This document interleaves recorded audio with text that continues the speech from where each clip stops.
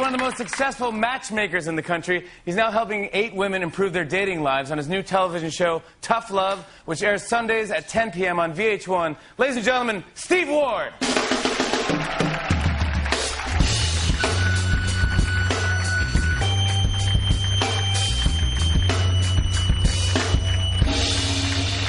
Good man, Steve. Thanks for coming on. Thanks for having me. It's quite a setup. How does somebody become a matchmaker? Well, if you're me, you were born into it. You know, my mom's been doing it my whole life, ever since I was a little kid. And really? So you grew up, your mom was a matchmaker? My whole entire life, ever since I can remember. Like in newspapers, or where do you do? Where do No, she started just doing it for fun. You know, setting up family members and friends, and then she decided to make a living doing it. And I was around it my whole life. So after I graduated college, I was supposed to come up here and do some investment banking, but instead I... Oh, thank God you made that choice.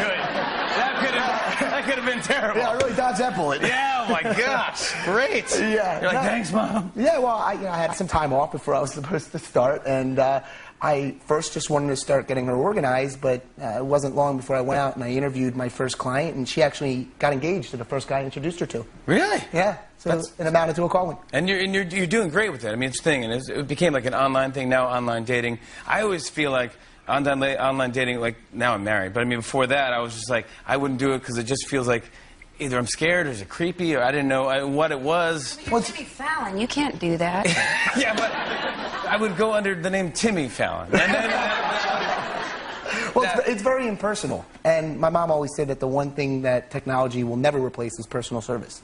So that's what we do. We keep it personal. But where do they find you? How do they, like, and then say they do, like that was always the myth, I think. And I think my wife's friends, they're like, yeah, dating's not going so good, but I'm not going to go online. I'm not going to do any of that stuff. You take it to a different level. Yeah, well, my mom and I really try to get to know our clients, understand them, you know, what makes them tick, what makes them work, and that way we can help them find what they're looking for. Guys and girls? Guys and girls, You do both, and equal amount, or more girls than guys? Or? Well, you know, about 10 times as many women contact me as men, because they're more inclined to do something like this. But the thing is that the men really more than the women, because it's not like these guys have any trouble meeting women. It's just that the women that they're meeting have their guard up because they're used to meeting so many liars and creeps and losers. So they just, so they don't need me to meet women. They just need me to disarm the women that they're interested in. Kind of weed out the losers. Yeah, exactly. That's good. And you have these 5 rules of dating. I have your 5 rules of dating. Okay. Should we start just with 5? Yeah, just 5 for now. There's a whole lot more. Yeah. Number 1. Don't be weird. Yeah, that's a cardinal rule. That's no way to land somebody. On a date, that's not, don't be weird. Yeah, if you start That's always my problem. Yeah, you start bringing up, like, satanic rituals or something. Really, Jamie? Yeah. I'm just... I know you are. Yeah, no, I mean, I'm so always... you don't think you're a good dater? Oh, now I'm married, thank God. My wife, she's a saint. But, yeah, I mean, that was rough, yeah. Because I immediately get weird. Yeah, I mean, I just start talking about stuff that makes no sense or something like that. Video games, embarrassing. I just get embarrassed myself and, like, foot in my mouth. I mean, almost like talking to Jamie Presley. It's just weird. Yeah, I get embarrassed. I mean, she's very intimidated. Yeah. Who wouldn't get weird talking to her? Is she not, like, the most beautiful woman in Hollywood? Yeah, she's gorgeous. You're gorgeous. Thank you, I appreciate that. And the other, number 2 is don't give away too much information. Yeah, I think a lot of women they want to spill their guts. And men sometimes do this too. I mean, we're not innocent here, but it's important to make sure that you establish some connection with somebody first before you start telling them, you know, all your deepest, darkest secrets. Yeah, like I was trying to tell Jamie about my sister, and she immediately cut me off. Let me get out of it. I'm not saying we're dating, but that felt like an awkward first date. I mean, you know, she said, enough about your sister, back to me. And your granddaddy's like, I know, that's the way it is. She's good. And we turned it around. Number 3, you have be positive, don't harp on the negative. Yeah, I mean, people don't want to go into relationships and dwelling on activity that's going on in their lives. I mean, people want to date, they want to meet someone that can accent their life and bring a little positivity into it. So don't be like a Debbie Downer and be like, this is too many calories for me. Yeah. This is a bummer. Don't do that. Yeah, just turn around and say, This is pretty. Number 4, you have don't debate. Yeah, well, you want to avoid sensitive subjects like religion and politics, and you don't ever want to start getting into an argument when you're first starting to get to know someone. That's a good one. I like that one. Number 5 is think about the other person before you think about yourself. Yeah, I think this is the easy one or the easiest one for any of us to do. I mean, we're always sitting there, we're always worried about the impression that we're making, and just think about that person and try to make it about them. Dude, this all sounds good. It all sounds logical. I watched the show. It's hilarious. We have a clip of the show. This is bizarre. Do you want to set this up? 'Cause this is... Okay, yeah. Well, basically, these women are constantly putting their foots in their mouths. They're constantly doing things that they shouldn't be doing. So I needed to give them some positive reinforcement. And we kind of had our own little social experiment here. You hooked them up to electricity. And I swear, this happens. It wasn't like you shock them every time they say something bad. We'll roll the clip. Each of you will be going out this evening wearing an accessory. This is what I like to call the zapper.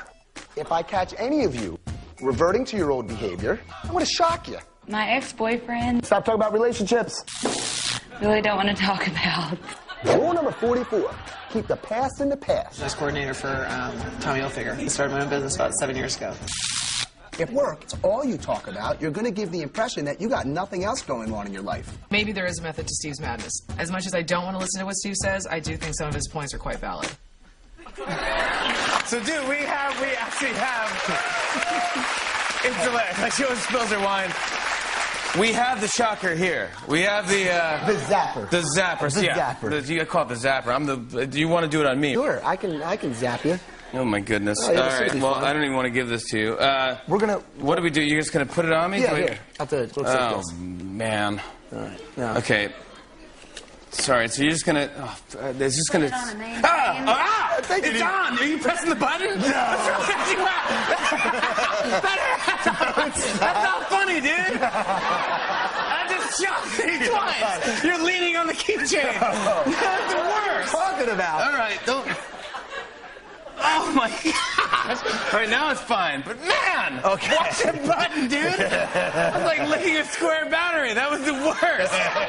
My God, it's not funny. You're evil. You're sick. All right. What? Now look, I don't even know what's gonna happen now. So should I just talk to Jamie? Or? Yeah. Why don't you guys pretend like you're on a date for a second? How about that? Oh yeah.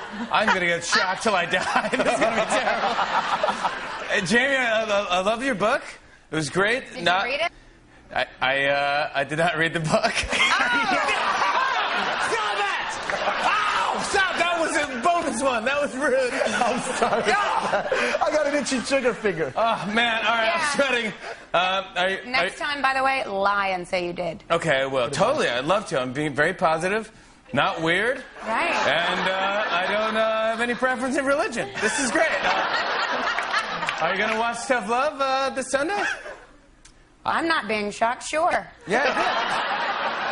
I'm definitely going to watch it. I can't wait. And, yeah, I appreciate you having me on. Are you I'm going to cut to comfortable commercial. right now? I am very comfortable. Shock him. No. All right, this is crazy. That one hurt me. That one's rough. Gosh, that is sick.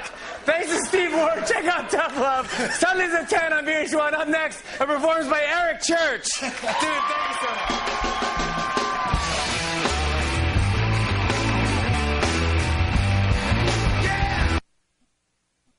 I hear what you're saying. I just don't do commercials. It's not my thing.